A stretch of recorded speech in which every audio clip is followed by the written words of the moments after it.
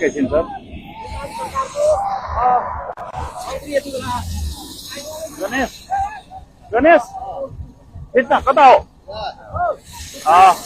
यहाँ हामी देखाइरहेका छौँ हेलिकप्टर बागमती प्रदेशका मुख्यमन्त्री इन्द्र बानिया यहाँ पिकनिकमा सरिक हुन आउनु भएको छ। आज 1 जनवरी 2026 यहाँ नेपाली कांग्रेसका सभापति रामचन्द्र यादवले यो धनगढी नगरपालिका वडा नम्बर 14 सर्रे अम्बास गाउँमा यहाँ पिकनिक आयोजना गर्नुभएको छ र यो राजनीतिक पिकनिकमा उहाँ भाग लिनको र उहाँलाई स्वागत गर्नेहरूको भिडो छ। नेपाली कांग्रेसको तछाड मछाड छ र हेर्नुहोस् यहाँ थामिन सक्नु भिड छ र इन्द्र बानियालाई स्वागत गर्नका लागि यहाँ नेपाली कांग्रेसका कार्यकर्ताहरू सबै भेला भएका छन्।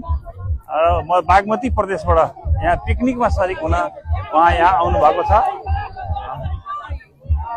अगाडि जाऊ, अगाडि अगाडि अगाडि उता तक मंच तक दिए।